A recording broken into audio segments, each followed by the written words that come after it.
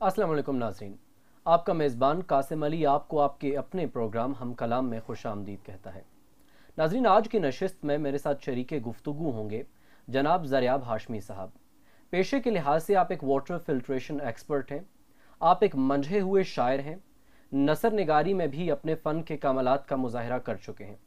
اس کے علاوہ آپ کی شناخت کا ایک بڑا حوالہ یہ بھی ہے کہ آپ جناب عدیم ہاشمی صاحب کے صاحبزادے ہیں۔ سو ان سے گفتگو کا آغاز کرتے ہیں۔ Sir, welcome to the show. Thank you sir, سب سے پہلا سوال تو یہاں سے ہم گفتگو کا آغاز کرتے ہیں ان دنوں کی یاد سے جب نہ فکر دنیا تھی اور نہ غم جانا تھا، یعنی آپ کے بچپن کی یادوں سے۔ سو اپنے بچپن کی کچھ حسین یادیں ہمارے ساتھ شیئر کیجیے۔ بچپن کی یادیں، بچپن میرا الحمدللہ بہت اچھا گزرا، اس سینس میں کہ شاعری، موسیقی، چیس، تعلیم اور سپورٹس، ہر طرف والدین کی طرف سے اجازت تھی۔ دو بڑے بھائی ماشاءاللہ ان تینوں چاروں چیزوں میں بہت اچھے تھے، ابھی بھی مجھ سے بہتر ہی ہیں ہر چیز میں۔ تو ان کی وجہ سے میں سپورٹس میں بھی رہا، تعلیم میں بھی رہا، اور والد صاحب نے شطرنج سکھائی ہوئی تھی، شطرنج میں تھا۔ اچھا۔ اور ان کے ساتھ ہی شطرنج کھیلتا تھا، بلکہ یہاں تک کہ رات کو کھانے کے بعد، ڈنر کے بعد ہم چیس کھیلنا شروع کرتے تھے اور صبح ہو جاتی تھی تو والدہ میری آگے کہتی تھیں کہ بھائی اسکول بھی جانا ہے، تو والد صاحب کہتے یار اسکول جائے بغیر یہ پڑھ لے گا، چیس کھیلنے دو اس کو۔ تو ہم ساری رات چیس کھیلتے رہتے تھے۔ تو اس لیے میرا انٹرسٹنگ چائلڈہڈ گزارا ہے، اور الحمدللہ اس شطرنج نے بہت کچھ سکھایا، پھر والد صاحب کے ساتھ کمپنی بہت دی اس وجہ سے۔ تو بڑا انٹرسٹنگ، بہت مزے کا بچپن گزرا ہے۔ آپ کے بچپن کی کوئی ایسی یاد جو آپ کو آتی ہو اور آپ کو بے طرح مسکرانے پر مجبور کر دیتی ہو؟ عدیم ہاشمی مرحوم سے جس یاد کا تعلق ہو آپ کو، ان کی قربت میسر رہی؟ ان کا سینس آف ہیومر بڑا زبردست تھا۔ اچھا۔ تو ان کے جب دوست یار احباب آتے تھے، یہ جو ان کے لیے دوست احباب تھے، ہمارے لیے بڑے نام ہیں، شعراء یا دوست اور مختلف فیلڈ کے لوگ، تو وہ جوکس بڑے اچھے کرتے تھے، ان کے بڑے اسپونٹینیس ان کا سینس آف ہیومر تھا۔ ایز سچ تو مجھے کچھ اب یاد کرنا مشکل ہے، لیکن ان کی کمپنی بڑے مزے کی تھی۔ یعنی میں as a kid I use to sit with them, اور میں انجوائے کرتا تھا ان کی گفتگو کو، ان کے اسپونٹینیس جوکس کو، اور ایسا جب مجھے کچھ ایسا کوئی قصہ۔ آپ ایک شاعر بھی ہیں چونکہ، تو آپ کو کس عمر میں آپ کو اندازہ ہوا، آپ کو یہ پتہ چلا کہ آپ میں شعر کہنے کی صلاحیت بھی موجود ہے؟ اور ابھی آپ نے ذکر کیا کہ آپ کے والد سے ان کے دوست ملاقات کے لیے آتے تھے، تو کیا یہ آپ کے گھر کا جو ماحول تھا، آپ کے ارد گرد کا جو ماحول تھا، یہ معاون ثابت ہوا آپ کے اندر جو ایک شاعر چھپا ہوا تھا اس کو باہر لانے میں؟ پہلی بات کہ مجھے تو ابھی بھی اس چیز کا احساس نہیں ہے کہ میں شعر کہنا جانتا ہوں۔ یہ تو آپ کی روایتی کسر نفسی ہے۔ نہیں، اس لیے بھی کیونکہ عدیم ہاشمی صاحب کا جو انہوں نے جو میٹر سیٹ کر دیا ہے، جو بار سیٹ کر دی ہے، وہ اتنی ٹف ہے کہ آج تک میں اپنی شاعری کو اس قابل نہیں سمجھ پایا کہ میں اس کو پبلش کروں۔ لیکن کافی اسکول لائف میں کم عمر میں نے کچھ کوششیں شروع کر دی تھیں۔ اچھا۔ کہ بھئی میں کچھ شعر کہوں یا کوئی نظم لکھوں یا غزل لکھوں، اور انگلش میں نے زیادہ کہا جب میں چھوٹا تھا۔ اچھا۔ ادھر مجھے زیادہ چھوٹ تھی، کیونکہ اردو میں مشکل تھا کہ آپ عدیم ہاشمی کے بیٹے ہو کے تو کوئی ایسی چیز کرے۔ انگلش میں ذرا روم تھا، میں انٹرنیٹ پہ اور بعض کی جگہ پہ پوئٹری کرتا رہا۔ لیکن فرینکلی اسپیکنگ ابھی تک میں اسی لیے شاید اپنی کتاب نہیں پبلش کر سکا، کیونکہ مشکل کام ہے عدیم ہاشمی کے شیڈو میں رہتے ہوئے آپ شعر کہہ سکے اور اس کو منظر عام پہ لا سکے۔ اسی سے جڑا ایک سوال ہے کہ کہا ہی جاتا ہے جہاں ایک گھنا سایہ دار شجر ہوتا ہے تو اس کے نیچے جو چھوٹے پودے ہوتے ہیں وہ پنپنے نہیں پاتے، چونکہ ان تک سورج کی روشنی نہیں پہنچتی۔ تو عدیم ہاشمی جیسی ہمہ جہت شخصیت کے سائے تلے رہتے ہوئے پھر اپنی ایک شناخت بنا پانا، کیا یہ مشکل تھا، یا یہ کہ عدیم ہاشمی کا بیٹا ہونے نے زریاب ہاشمی کو زریاب ہاشمی بننے میں مدد دی؟ دیکھیں اس میں تو کوئی شک نہیں کہ مدد دی اور مدد ملتی ہے مجھے ابھی بھی اور ہمیشہ ملتی رہے گی. لیکن وہ جو آپ نے کہا نا کہ سایہ دار درخت کے نیچے پودے مشکل سے پنپتے ہیں, میرے اندازے میں سایہ دار درخت کے نیچے جتنے لوگ اس سائے سے مستفید ہوتے ہیں, میں بھی اگر اس سائے سے ہی مستفید ہو جاؤں تو بہت بڑی بات ہوگی. لیکن میں ایز اے پوئٹ جہاں ان کو ریٹ کرتا ہوں یا شکیب جلالی کو ریٹ کرتا ہوں, ان دونوں شعراء کے کلام پڑھنے کے بعد اپنا کلام بہت ادنا لگتا ہے ٹو بی آنیسٹ, مجھے ذاتی طور پہ. اور اسی لیے مشکل ہے کہ میں اس کو اس طرح سے پبلش کر سکوں. کبھی کہیں اسی طرح گفتگو میں کچھ شعر سنا دیے تو سنا دی, پبلش کرنا مشکل کام ہے, شاید کبھی ہمت ہو تو. اچھا یہ بتائیے کہ آپ چونکہ خود لکھتے ہیں, اب آپ کی جو روایتی کثر نفسی ہے وہ آڑے آ رہی ہے, تو آپ تسلیم نہیں کر رہے کہ آپ اچھا لکھتے ہیں. میں نے آپ کا کلام پڑھا ہے اور آپ بہت خوب لکھتے ہیں. تو یہ بتائیے کہ ایک لکھنے والے کا قلم کن کرشمہ سازیوں پر قادر ہوتا ہے؟ کیا اس میں اتنی طاقت ہوتی ہے کہ اس سے قوموں کی تقدیر اور افراد کی تقدیر بدلی جا سکے؟ اچھا یہ اب دوسری طرح کی قلم کی بات ہو رہی ہے, کیونکہ میرے اندازے میں قلم کی اتنی طاقت ہے کہ وہ قوموں کی تقدیر بدل سکتی ہے. اور اب ڈیپینڈ کرتا ہے کہ قلم کس کے ہاتھ میں ہے. منصف کا قلم کس وقت کس مجرم کو سزا دے کر ایک پریسیڈنٹ سیٹ کر سکتا ہے, اور شاعر کا یا مفکر کا قلم کس طرح سے اسپرٹ اراؤزنگ لوگوں کے جذبات کو اس ڈائریکشن میں لے کے جا سکتا ہے جس ڈائریکشن میں تقدیر بدلی جائے, جس ڈائریکشن سے امید کی روشنی کو اس طرح سے ہائی لائٹ کیا جائے پوری قوم کے اوپر کہ ان کی مایوسی کے بادل چھٹ جائیں اور وہ اس ڈائریکشن میں جائیں, اس سمت میں جائیں جہاں پہ جس مقصد سے وہ قوم بس رہی ہے, چاہے وہ کسی بھی نظریے کی بیس پہ اس قوم کا سٹارٹ ہوا ہے, وہ قوم اکٹھی ہوئی ہے. اور قلم کی طاقت سے تو میرا نہیں خیال کہ زیادہ طاقت کسی چیز کی ہے. لیکن انفارچونیٹلی جب یہ کسی ملک یا ریاست کو پتہ چل جاتا ہے کہ قلم کی طاقت زیادہ ہے تو اس دوسری طاقتیں اس قلم کی طاقت کے اوپر حاوی ہو جاتی ہیں, اور یہی ہوتا رہا ہے ہمیشہ سے. اب ہمارے سامنے کی بات ہے کہ ہندوستان میں ہندوستان میں قلم نے جو کچھ کرشمے دکھائے ہیں وہ اور کوئی چیز نہیں دکھا پائی. جب یہ ان لوگوں کو پتہ چلا جن لوگوں کے خلاف قلم چلتا تھا, تو ان لوگوں نے باقاعدہ سوچی سمجھی اپنی بلٹ تحریک کے تحت قلم کی طاقت کو بہت بخوبی دبا دیا یا خرید لیا, اور ان لوگوں کو جو بک نہیں سکتے تھے ان کو نکال دیا یا کسی ایسی حالات کے اوپر چھوڑ دیا کہ وہ سروائیو نہیں کر سکے. تو آہستہ آہستہ قلم کی طاقت دباتے رہے, دوسری طرف لوگوں کا رجحان قلم کی طاقت سے ہٹاتے رہے, اور اب وہ کنٹرول کر رہے ہیں جو وہ چاہتے ہیں. بالکل. اچھا آپ کہہ رہے ہیں کہ ایک لکھنے والے کا قلم ان کرشمہ سازیوں پر قادر ہوتا ہے, یعنی اس سے افراد کی تقدیر اور اقوام کی تقدیر بدلی جا سکتی ہے. بے شک. تو یہ ہونے کے لیے ایک اور شرط لازمی ہے کہ اس میں مقصدیت کا عنصر ہونا ضروری ہے. منشا یاد نے ایک بڑی خوبصورت بات کہی تھی, ان کا افسانوی مجموعہ ہے بند مٹھی میں جگنو. ان کے دیباچے میں ایک بڑا خوبصورت جملہ وہ لکھتے ہیں کہ جو تخلیق کا پودا ہوتا ہے وہ مخصوص نظریات کے گملوں میں نہیں اگا کرتا. کیا آپ اس بات سے اتفاق کرتے ہیں کہ مقصدیت ادب کو آلودہ کر دیتی ہے؟ دیکھیں مقصدیت ادب کو کس چیز سے آلودہ کرتی ہے یہ بھی دیکھنا ضروری ہے. آلودہ ضرور کرتی ہے, کیونکہ مقصدیت بذات خود کچھ لوگوں کے نزدیک ایک آلودگی ہے. دیکھیں آلودگی ضرور ہے.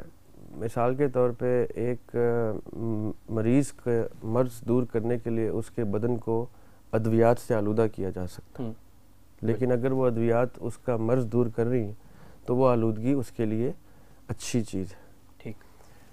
جب ادب میں مقصدیت آتی ہے تو وہ تب آتی ہے کہ جب کسی ملک یا کسی قوم میں ادب کی اتنی ویلیو ہو کہ ادب اس قوم کو کسی ڈائریکشن میں لے کے جا سکے.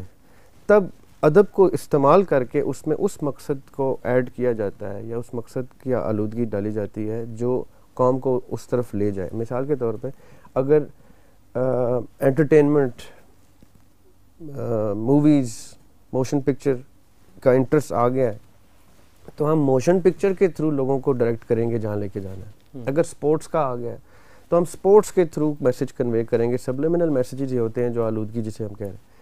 ادب کو اس لیے خاص طور پہ آلودہ کا لفظ استعمال کیا گیا کیونکہ ادب میں جو تخلیقی عنصر ہے وہ کسی کی کنٹرول میں نہیں ہو سکتا.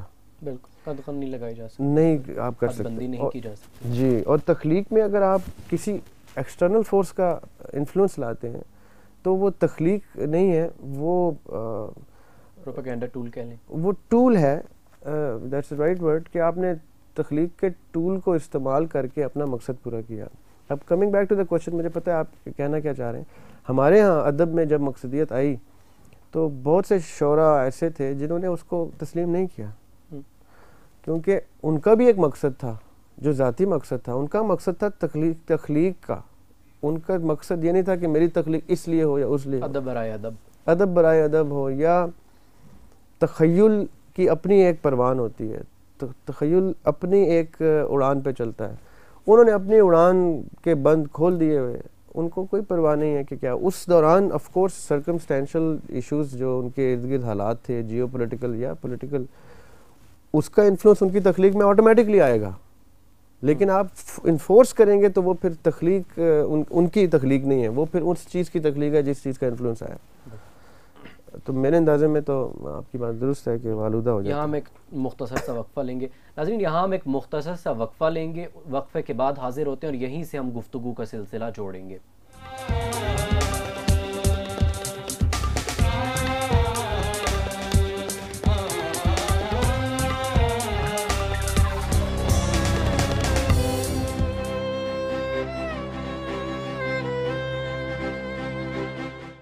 Welcome back. جی سر، آپ ہمارے ساتھ موجود ہیں. ہو نہیں سکتا کہ ہم آپ کی موجودگی کا فائدہ اٹھاتے ہوئے آپ سے آپ کا کوئی کلام نہ سنیں. سو آپ اپنا کوئی کلام ہمیں سنائیے.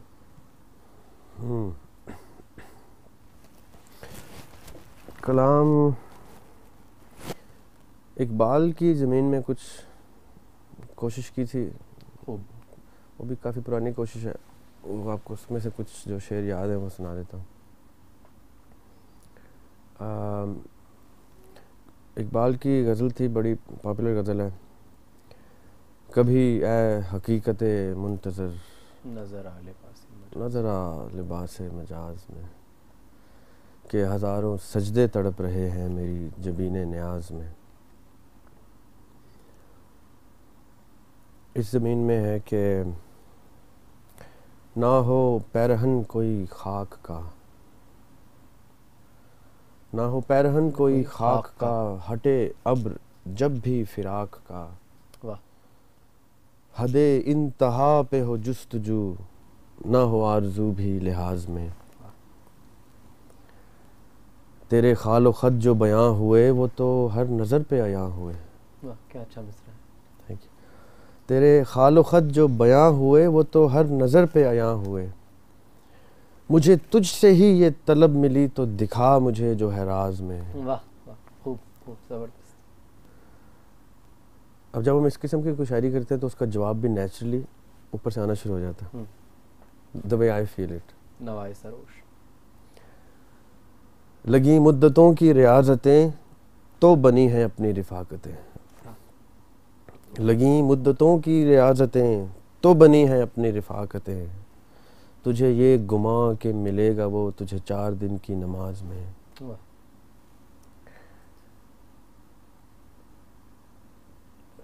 یہ جو بے خودی کے ہیں راستے، یہ کسی کسی کے ہیں واسطے. یہ جو بے خودی کے ہیں راستے، یہ کسی کسی کے ہیں واسطے. جسے سہ سکے وہ عیاں کیا، اسے چھوڑ دے جو ہے راز میں. بڑے جوش میں تیرا خون ہے، فقط ایک کن فیکون ہے. بڑے جوش میں تیرا خون ہے، فقط ایک کن فیکون ہے. تیری سب حدوں پہ محیط ہے یہ جو ضابطہ ہے نفاذ میں.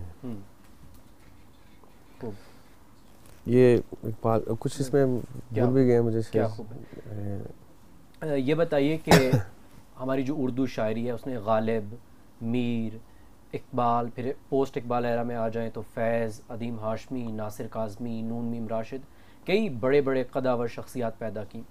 مگر اب ہم دیکھتے ہیں کہ عصر حاضر میں جو ہماری اردو شاعری ہے وہ تنزلی کا شکار ہے. آپ کے خیال میں اس کے کیا اسباب ہیں؟ کیا شعراء جو حضرات ہیں ان کی آپس کی جو گروہ بندیاں اور معاصرانہ چشمک ہے اس کا بھی کچھ اس میں دخل ہے؟ میرے اندازے میں وہ کامیاب ہو گئے. اچھا. سوچی سمجھی تحریک کے تحت وہ کامیاب ہو گئے. لیکن دیکھیں اٹس نیور ٹو لیٹ. جب کوئی اچھی چیز زوال کا شکار ہوتی ہے تو اس اچھی چیز کے فالورز، اس اچھی چیز کے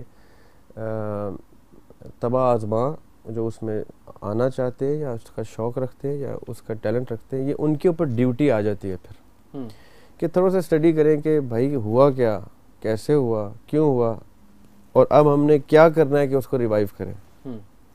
اگر وہ ریوائیو کرنا چاہتے ہیں، اگر انٹرسٹ ہے. مثال کے طور پہ میں چھوٹی سی اگزامپل دوں گا آپ کو، شاید یہ اگزامپل کچھ لوگوں پہ گراں بھی گزرے. اقبال نے کئی جگہ میں نے جو پڑھا کہا کہ مولانا رومی کو اپنا استاد بھی کہا. پیر کامل کا.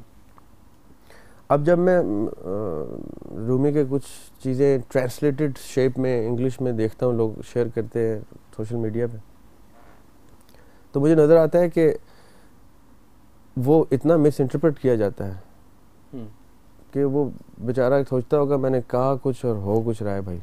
بالکل. تو اب یہ اسٹوڈنٹ کی رسپانسبلٹی ہوتی ہے کہ اپنے ٹیچر کی بات کو مس انٹرپریٹ نہ ہونے دے. تو as a student Iqbal tried his best to bring back the followers of Rumi home. اور as a student of Iqbal, like people like me جو ان کو اساتذہ کا درجہ دیتے ہیں، اقبال کو، غالب کو، میر کو، تو اب ہمارا یہ فرض بنتا ہے as a student of these اساتذہ کہ ہم ان کی ساکھ کو برقرار رکھیں یا ان کے فالوورز کو اس ڈائریکشن میں نہ جانے دیں جس ڈائریکشن میں ان کا انٹینٹ نہیں تھا کہ وہ جائیں. بالکل. اب اسٹوڈنٹ اگر اپنا رسپانسبلٹی پوری کریں تو ہم وہ ایرا دوبارہ ریوائیو کر سکتے ہیں اور ہم بکھرے ہوئے رومی کے فالوورز کو اس طرف سے لا کے جس طرف رومی لے کے آنا چاہتے تھے اس طرف لا سکتے ہیں، یا جس طرف اقبال لے کے آنا چاہتے تھے، غالب جس طرف لانا چاہتے تھے. یہ مسائل تصوف، یہ تیرا بیان غالب، تجھے ہم ولی سمجھتے جو نہ بادہ خار ہوتا. یہ اب اس شعر کا، اس سوچ کا، اس خیال کا، یا اقبال کے خیال کا یا میر کے خیال کا کوئی ایکو ہی نہیں ہو رہا، کوئی ریٹرن ہی نہیں آ رہا. انہوں نے اس لیے تو یہ باتیں نہیں کی تھی کہ آپ کسی پروگرام میں ان کا نام لے لیں. بالکل. انہوں نے یہ باتیں اس لیے بیان تک لے آئے تھے. یہ تخیل اظہار کی کا پیاسا تب ہوتا ہے جب تخیل کو پتہ چلتا ہے کہ یہ اظہار لازم ہے، ورنہ 1500 چیزیں اور سوچتا ہے سوچنے والا. وہ ساری چیزیں بیان کیوں نہیں کرتا کہ کئی چیزیں ابھی وقت کے لیے نہیں ہیں، ورنہ وہ سمجھ نہیں پائیں گے. تو وہ پھر اس کو وہ چیز ریلیز کرتے ہیں جو اس وقت کے لیے اور اس کے اگلے عصر کے لیے. کئی چیزیں وہ لکھ چھوڑتے ہیں، رکھ چھوڑتے ہیں کہ بھائی جب وقت آئے گا تو وہ ایکسٹریکٹ ہو جائے گی. ناصر کاظمی کو اپنے ان کے مرنے کے 20 سال کے بعد لوگوں نے ڈھونڈا کہ ناصر کاظمی کہاں. بالکل. شکیب جلالی کو بھی اب 10-15 سال کے بعد لوگ ڈھونڈیں گے شکیب جلالی کا. عدیم ہاشمی کو بھی کوئی 20-25 سال کے بعد ہی ڈھونڈیں گے. بالکل. کیونکہ انہوں نے جو باتیں وقت کی وہ تو اس وقت میں چل گئیں، جو باتیں وقت سے آئیں کی وہ لوگوں کو سمجھ نہیں آئیں. جب وہ سمجھ آئیں گی تو ایکسٹریکٹ ہوں گی. اب ہماری یہ ڈیوٹی ہے کہ ہم اپنے وقت کے مطابق ان کی چیزیں ایکسٹریکٹ کر کے لائیں اور پھر کچھ چیزیں کہیں، لکھیں کہ وہ اگلے وقت کے لیے ہو. یہ وہ اثاثہ ہے جو وقت کے ساتھ ساتھ اپنے ایرا شفٹ ہونے پہ ریوائیو کیا جاتا ہے. اور ہمارے پاس بے تحاشا اثاثہ ہے اساتذہ کا جو اب ریوائیو کرنے کا وقت ہے، اور اس کو کیری وہ کرے جس کے کیپیبلٹی اتنی ہو کہ وہ کیری کر سکے. آپ اسی سے جڑا ایک سوال ہے، چونکہ آپ کا اپنا تعلق بھی عصر حاضر کے شعراء سے ہی ہے، سو آپ کا جو تخیل ہے، اس کی جو کرشمہ سازی ہے، کیا آپ اس کو لفظوں کا پیراہن پہنا کر کوئی ورق پر منتقل کر رہے ہیں؟ کہنے کا مطلب یہ ہے کہ کیا ان دنوں کچھ لکھ رہے ہیں آپ؟ میں ان دنوں مخصوص ان دنوں میں تو نہیں لکھ رہا، اور اس کی بھی وجوہات یہ ہیں کہ میرا جو کچھ میں لکھ رہا تھا وہ اس وقت کے لوگوں سے ہضم نہیں ہو رہا تھا. یعنی مطلب یہ کہ میری سوچ ذرا سی فلسفانہ ہے، میں بیان میں میرا فلسفانہ ہے، تو میں نے پھر وہ لکھ چھوڑا ضرور کہ بھئی جب وقت آئے گا تو شاید یہ کسی نہ کسی طریقے سے لوگ اس کو ڈھونڈ لیں گے. اور میرے اندازے میں ایسا ہی ہوتا ہے. کئی چیزیں آپ وقت کے مطابق ریلیز کر دیتے ہیں، ڈکلیئر کر دیتے ہیں، پبلش کر دیتے ہیں. کئی چیزیں آپ چھوڑ دیتے ہیں کہ جب کسی کو چاہیے ہوں گی تو اس تک پہنچ جائیں گی. اور ابھی جو کچھ میں لکھ رہا ہوں وہ ذرا اور ڈائریکشن میں ہے. مثال کے طور پہ میرے پتھر سے دل پہ موجزائے طور کیا کیجے. میرے پتھر سے دل پہ موجزائے طور کیا کیجے، عجب ہیں فیصلے تیرے عجب دستور کیا کیجے. بدن میں دل کو جب سے قبلہ و کعبہ بنا ڈالا، بدن میں دل کو جب سے قبلہ و کعبہ بنا ڈالا، تبھی سے بت کدے میں آ گیا ہے نور کیا کیجے. اب بھول بھی جاتے ہیں مجھے شعر. یعنی اب میں اور روش پہ ہوں، لوگ اور روش پہ ہیں. میں بیچ میں کچھ جگہ میں نے فلسفانہ کلام سوشل میڈیا پہ ڈالا تو لوگوں نے اعتراضات کیے. چلیے یہیں سے ہم دوبارہ گفتگو کا سلسلہ جوڑیں گے، عدیم ہاشمی کے بارے میں مزید گفتگو کریں گے. ناظرین یہاں ہم لیتے ہیں ایک مختصر سا وقفہ، شارٹ بریک کے بعد دوبارہ حاضر ہوتے ہیں، کہیں مت جائیے گا.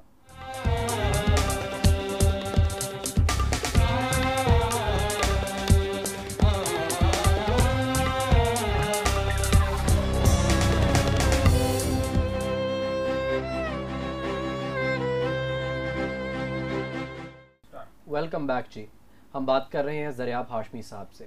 زریاب ہاشمی صاحب، میں نے پروگرام کے آغاز میں ذکر کیا تھا کہ آپ کی شناخت کا ایک بڑا حوالہ یہ بھی ہے کہ آپ عدیم ہاشمی مرحوم کے صاحبزادے ہیں. سو آپ خوش قسمت ہیں کہ آپ کو ان کی قربت میسر رہی. سو عدیم ہاشمی صاحب کی کچھ ایسی حسین یادیں جو آپ ہمارے ساتھ شیئر کرنا چاہیں. ویسے تو بے شمار یادیں ہیں ایسی، لیکن جو میں سب سے زیادہ انجوائے کرتا تھا وہ جب گانے لکھتے تھے، گیت. اچھا. مثال کے طور پہ عدنان سمیع کا گانا تھا دیکھو جانے من، وہ میں بچپن میں تھا جب وہ لکھا گیا. اچھا.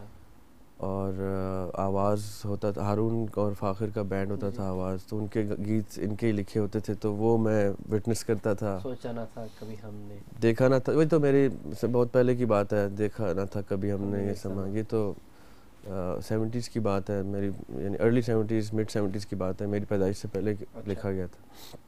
لیکن جو میں نے پریکٹس کرتے ہوئے دیکھا ہے ان کو لکھتے ہوئے، بہت انٹرسٹنگ طریقہ تھا ان کا لکھنے کا.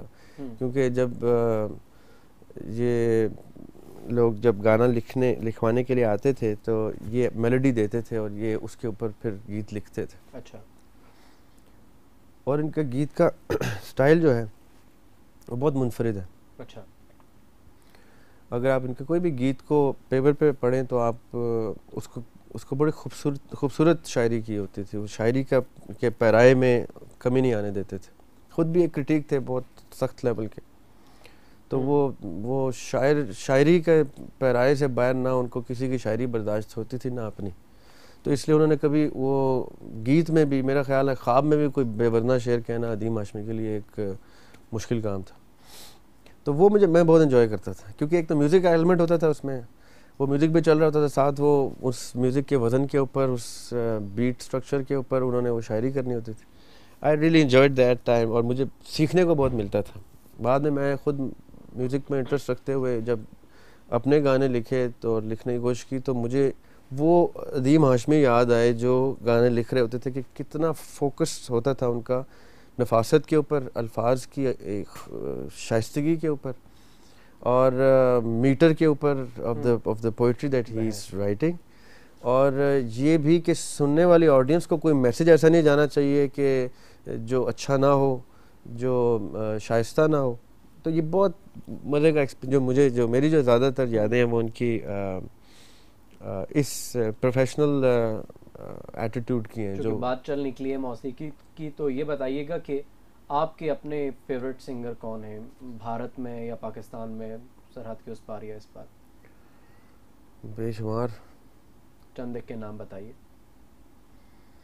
ذاتی طور پہ پاکستان میں میرے اندازے میں جو موسیقی ہے وہ بہت اسٹرانگ ہے بنسبت انڈیا کے. آئی تھنک وہ لوگ بھی جانتے ہیں کہ ہماری موسیقی بہت بہت رچ ہے. بہت بڑے بڑے نام ہیں ہماری موسیقی, اور بڑے نام ہیں ہماری موسیقی کے. لیکن زیادہ پرانی سنگرز کے علاوہ میں غلام علی خان صاحب کا بہت بڑا فین ہوں. اچھا. غزل میں غلام علی خان صاحب کو سنتا ہوں زیادہ شوق سے. اور پلے بیک میں تو میں نے پاکستانی میوزک سنا ہی نہیں ہے, جس کم ہی سنا ہے. وہ اے نیئر کے بعد نہیں سنا, یا اخلاق احمد مجھے بہت پسند تھے. اچھا. احمد رشدی. لیکن اخلاق احمد میرے فیوریٹ تھے in the early playback of Pakistan. اور ماڈرن میں تو مجھے نام بھی نہیں پتا پلے بیک کے, پاکستان موویز دیکھتا. بھارت میں آپ کو کشور یا رفیع وغیرہ؟ بھارت میں رفیع صاحب, کشور صاحب, لتا جی, بہت.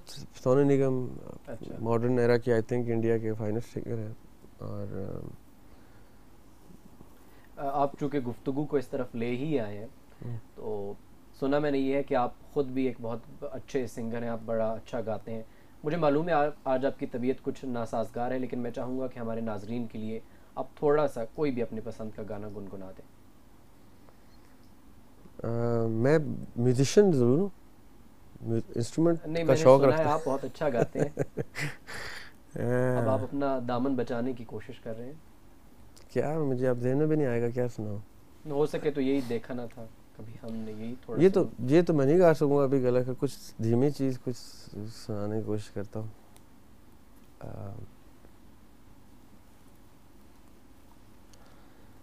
میں کشور کمار کا ایک گانا ذرا ایزیلی گا لیتا ہوں. تو مشکل کام ہے ویسے زکام میں گانا گانا.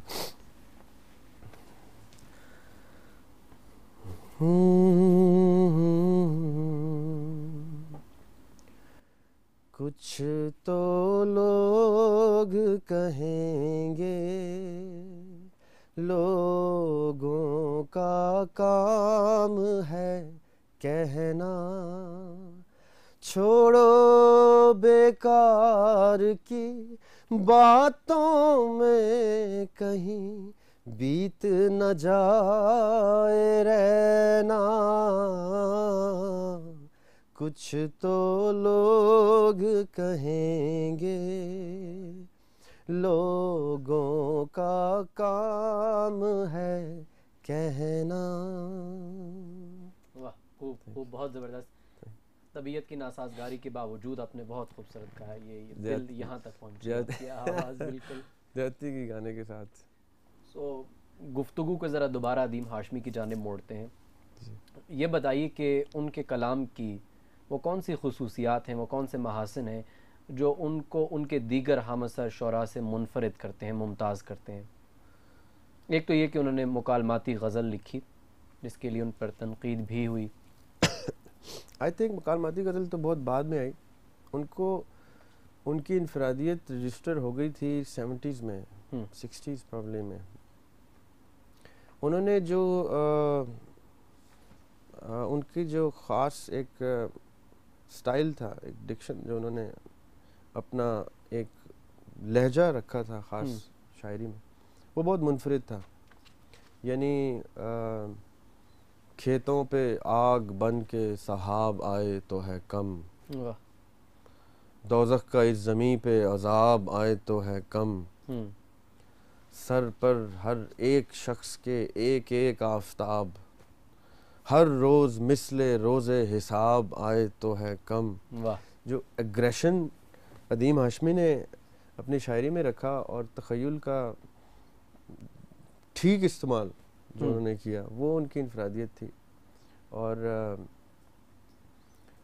کچھ شکستہ کشتیاں کچھ ہاتھ سطح آب پر، واہ، کچھ شکستہ کشتیاں کچھ ہاتھ سطح آب پر، کیا کشیدہ کاریاں تھیں چادر سیلاب پر۔ واہ واہ واہ، کمال کی امیجری ہے۔ وہ ایک خاص ان کی انفرادیت تھی۔ آئی تھنک میرے ذاتی طور پہ میرا خیال ہے انہوں نے مجھے جو میں نے آبزرو کیا کہ جب ترکش ان کی جو پہلی کتاب جو آئی بہت لیٹ، لیکن اس میں ان کے وہ تمام نگینے تھے جو 60s سے پاپولر تھے۔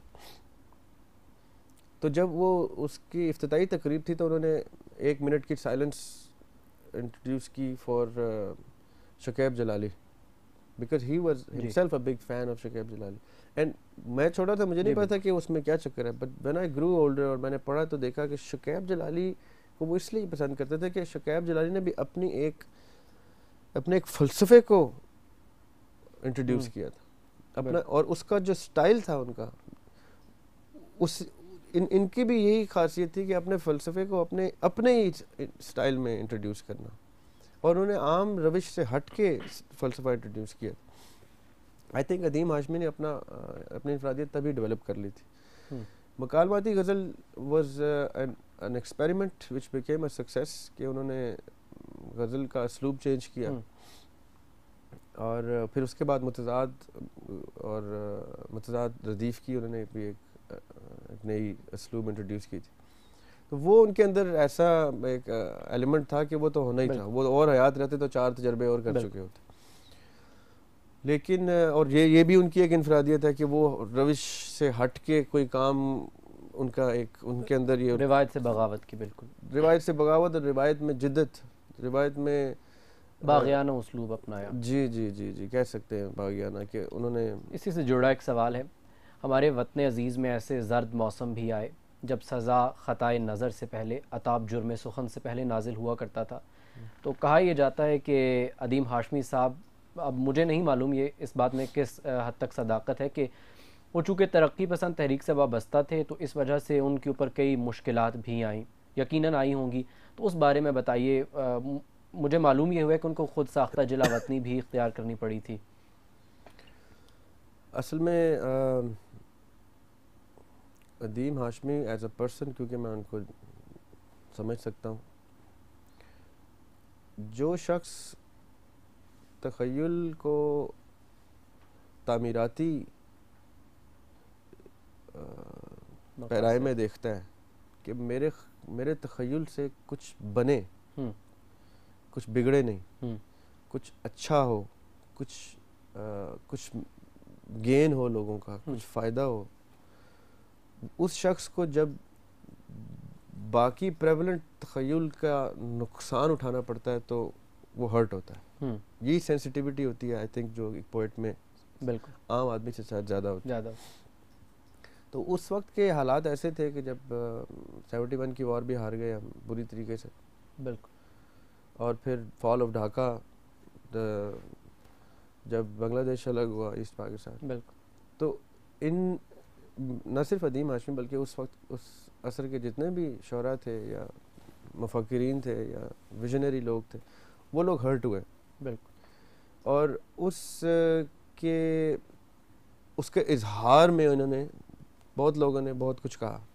تو ادیم ہاشمی نے ایک غزل کہی تھی، اس کا ایک شعر بڑا خوبصورت ہے، وہ میں سناتا ہوں آپ کو، جس غزل کی وجہ سے ان کے اوپر بہت تنقید کی گئی، ان کے اوپر تنقید تو نقاد نے تو بہت پسند کیا، سسٹم نے ان کو جگہ نہیں دی کہ بھئی آپ ایسا نہیں کر سکتے۔ وہ تھا بوزنے ہیں، یعنی بندر بوزنے ہیں تو ملے ہم کو ہمارا جنگل، آدمی ہے تو مداری سے چھڑایا جائے۔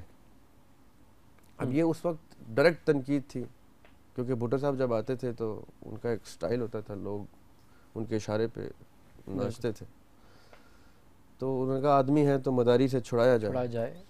تو that was too aggressive of a statement coming from a poet کہ اس کو وہاں رہنے دیا جائے سسٹم. پھر اگین جو آپ نے پہلے ایک سوال کیا تھا گروہ بندی, تو اس گروہ کو بھی یہ چیز چبھی کہ بھائی اتنی اچھی چیزیں نہیں مارکیٹ میں آنی چاہیے, گروہ سے یہ چیزیں برداشت نہیں ہوتی. اچھا, تو اس گروہ نے آلریڈی ان کو ڈس اون کیا ہوا تھا بیکاز آف جیسے شکیب کے ساتھ ہوا, جیسے ناصر کاظمی کے ساتھ بھی ہوا, جو لوگ شاید اس سے اگری کریں جو جانتے ہیں ڈیٹیل کو. جب اچھی چیز کو لابی آنے نہیں دیتی, ٹیلنٹ کو لابی نہیں آنے دیتی, تو ایک پہلا تو ہرٹ بندہ وہاں سے ہو رہا ہوتا ہے انسان.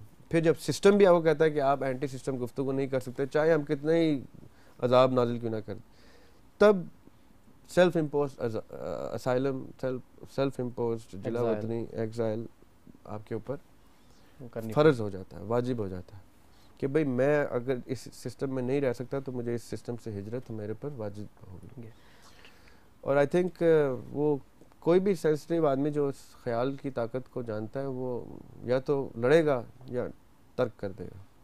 ایک بے ضرر سا سوال ہے کہ ہماری نوجوان نسل جو ہے وہ کتاب سے دور ہوتی جا رہی ہے, لوگوں کے دل میں کتاب کی محبت کم ہوتی جا رہی ہے, تو آپ کے خیال میں اس کی کیا وجوہات ہیں اور کس طرح لوگوں کو دوبارہ کتاب کی طرف لایا جا سکتا ہے؟ فرینکلی اسپیکنگ ہمیں کتاب کی طرف واپس جانے کی ضرورت نہیں ہے سوائے ایک کتاب کے جس کو ہم فالو کرتے ہیں. باقی ماڈرن ٹائمز جب ڈیمانڈ کرتے ہیں کوئی چینجز تو آپ کو اس کے ساتھ چلنا چاہیے. اب اگر ای بکس آ سکتی ہیں, اگر پی ڈی ایف, ستم تو یہ ہے نا کہ ای بکس بھی لوگ نہیں پڑھتے, یعنی کتاب سے میری مراد ای بکس یا چاہے وہ ہارڈ کاپی ہو, مطالعے سے بالکل دور ہو چکے ہیں. اصل میں یہ ہمارے یہ آئی تھنک ریاستی ذمہ داری ہوتی ہے کہ ریاست کو چاہیے کہ وہ کچھ ایسی چیزیں انٹروڈیوسڈ رکھے سسٹم میں, مثال کے طور پہ ایجوکیشن سسٹم میں, کہ بھئی آپ لائبریریز کو دوبارہ سے جنم دے سکتے ہیں. لائبریریز میں بھلے ملٹی میڈیا اسکرینز لگی ہوئی ہیں اور ہائی اسپیڈ انٹرنیٹ چل رہا ہو, اور لیکن مطالعہ کا رجحان ریاست کروائے گی. اور جب آپ کے اینڈرائڈ فونز اور ماڈرن ڈے گیجٹس کے تھرو آپ انٹرنیٹ ایکسس سے انفارمیشن لے لیتے ہیں تو اس کی آتھینٹسٹی زیرو ہو جاتی ہے. بالکل. تو آتھینٹسٹی کا معیار بھی ریاست نے رکھنا ہوتا ہے کہ بھائی آپ کو تمام انفارمیشن جو مل رہی ہے وہ ضروری نہیں ہے کہ وہ درست ہو یا وہ اتنی کلین ہو کہ آپ اس کو مزید آگے کنوے کر سکیں, کیونکہ تصدیق کا ایلیمنٹ تو زیرو ہو گیا. میں نے بھی کچھ انفارمیشن اپلوڈ کر دی, آپ نے بھی کر دی, اور دونوں نے غلط کی, یعنی دونوں نے جان بوجھ کے ٹیسٹ کرنے کے لیے غلط, تو تیسرے بندے تک دونوں انفارمیشن پہنچ گئی حالانکہ وہ پہنچنی نہیں چاہیے تھی, اور تیسرے بندے کے اوپر یہ فرض ہے کہ پھر اس کی تصدیق کرے. تو یہ فرض آئی تھنک ریاست کے اوپر لاگو ہوتا ہے کہ وہ آپ کو مطالعے کی طرف اور پھر مطالعے میں جو انفارمیشن اور نالج مل رہا ہے اس کی تصدیق کی طرف رجحان لے کے جائے. جیسے آپ اس پیٹرن کو سیٹ کر دیں گے دوبارہ سے آپ کا مطالعے کا رجحان ہو جائے گا. اور میرے اندازے میں نئی جنریشن, یہ جو ابھی سرکل آ رہا ہے اس جنریشن کا, یہ اس میں سے گزرے گی, اس کو گزرنے دیں, کچھ مدت اور لگے گی, جب یہ پھر ایکولیبریم میں آئیں گے تو پھر مطالعہ آ جائے گا. یہ وقت کی چکی میں چلنے دیتے ہیں چیز کو. پروگرام کے آغاز میں نے ذکر کیا تھا کہ آپ پیشے کے لحاظ سے بائی پروفیشن آپ ایک واٹر فلٹریشن ایکسپرٹ ہیں, تو ہمارے ناظرین کے لیے بتائیے کہ سب سے پہلے تو یہ واٹر فلٹریشن ایکسپرٹ کس بلا کا نام ہے, یہ ہوتا کیا ہے؟ ایکسپرٹ, میں نے جیسے پہلے کہا تھا, expert is an over statement.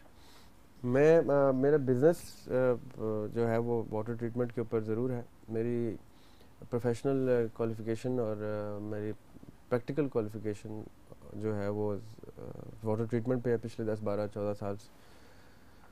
حکومت پاکستان کے لیے بھی کافی پروجیکٹس میں ہم کنسلٹنٹ رہے ہیں, ہماری ٹیم, ہماری کمپنی. اچھا. ابھی بھی ہم واٹر ٹریٹمنٹ کے اوپر ہی کام کر رہے ہیں. پاکستان ایک ایسا ماشاءاللہ اللہ تعالیٰ کی طرف سے ملک ہے کہ جس کو بہت پانی کے بہت وسائل موجود ہیں. بالکل.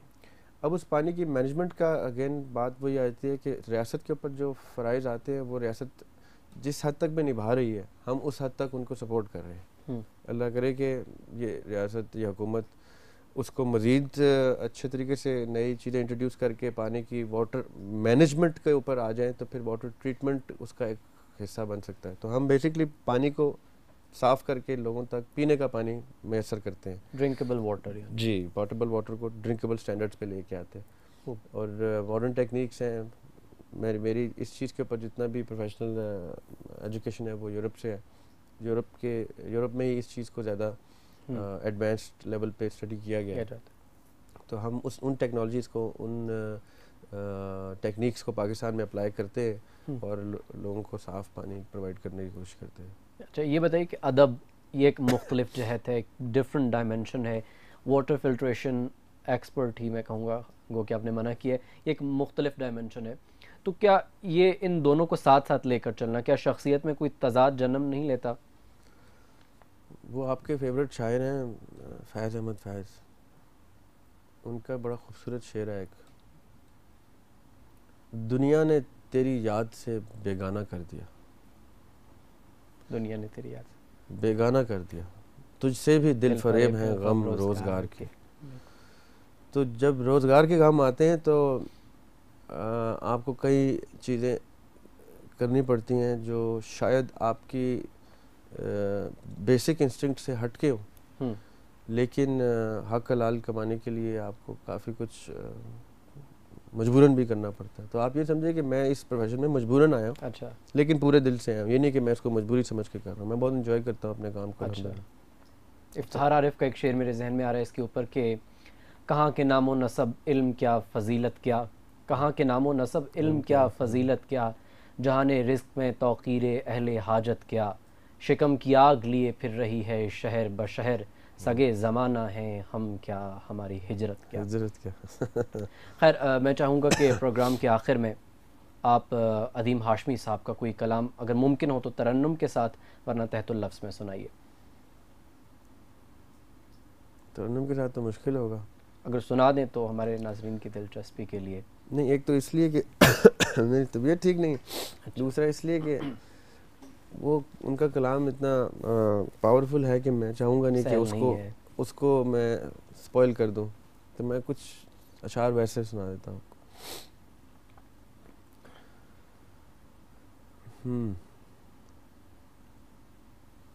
اب بے تحاشا اشعار ایسے ہیں جو مجھے پسند ہیں, ان کے 5 ایسے مجموعے ہیں جو مجھے ذاتی طور پر بڑے پسند ہیں, اس لیے ان کے کچھ اشعار میں مکس کر کے سناتا ہوں آپ کو. جی ضرور. آ کے دیکھو تو کبھی, آ کے دیکھو تو کبھی تم میری ویرانی میں. میں جو کتاب اپنی لکھ رہا تھا اس کے دیباچے کا ٹائٹل بھی یہی تھا, جو ابھی تک خیر پبلش نہیں کی. آ کے دیکھو تو کبھی تم میری ویرانی میں, کتنے سامان ہیں اس بے سر و سامانی میں. واہ واہ. آج بھی دیکھ لیا اس نے کہ میں زندہ ہوں, آج بھی دیکھ لیا اس نے کہ میں زندہ ہوں, چھوڑ آیا ہوں اسے آج بھی حیرانی میں. واہ. ساتھ دینا ہے تو دے, چھوڑ کے جانا ہے تو جا. جا. ساتھ دینا ہے تو دے, چھوڑ کے جانا ہے تو جا. تو اضافہ تو نہ کر میری پریشانی میں. تو اضافہ تو نہ کر میری پریشانی میں. کیا خوب ہے. دل میں جادو ہی جگاتی چلی جاتی ہے عدیم, دل میں جادو ہی جگاتی چلی جاتی ہے عدیم. جانے کیا شے ہے نہاں صورت انسانی میں. خوب خوب. فاصلے ایسے بھی ہوں گے کبھی سوچا نہ تھا, میرے سامنے بیٹھا تھا وہ اور میرا نہ تھا. سامنے بیٹھا تھا میرے اور وہ میرا نہ تھا. وہ کہ خوشبو کی طرح پھیلا تھا میرے چار سو, میں اسے محسوس کر سکتا تھا چھو سکتا نہ تھا.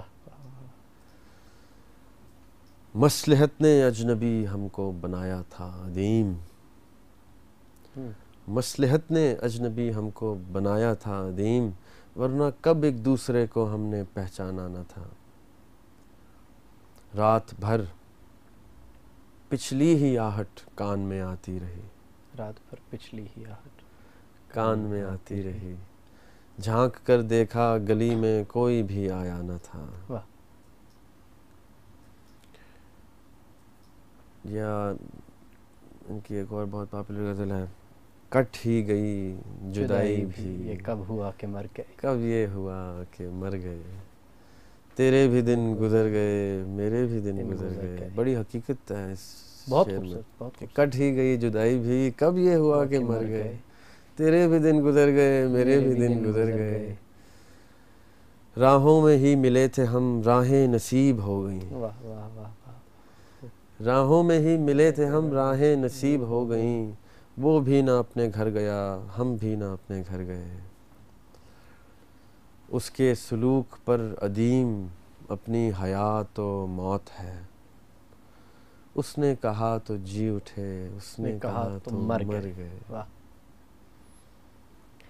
خیر کئی سوالات ایسے ہیں جو میں آپ سے پوچھنا چاہ رہا تھا. تشنگی ابھی بھی باقی ہے لیکن وقت ہمارے آڑے آتا ہے. ایسے موقع پر جان کا ایک شعر میرے ذہن میں آیا کرتا ہے کہ آدمی وقت پر گیا ہوگا وقت پہلے گزر گیا ہوگا. آج آپ ہمارے ساتھ موجود تھے، آپ کا بہت بہت شکریہ. ناظرین آج ہمارے ساتھ شریک گفتگو تھے جناب زریاب ہاشمی صاحب. آئندہ پروگرام میں کسی اور مہمان شخصیت کے ساتھ دوبارہ حاضر ہوں گے. تب تک کے لیے اپنے میزبان قاسم علی کو اجازت دیجیے. اپنا اور اپنے گرد و نواح کے لوگوں کا خیال رکھیے گا. خدا حافظ.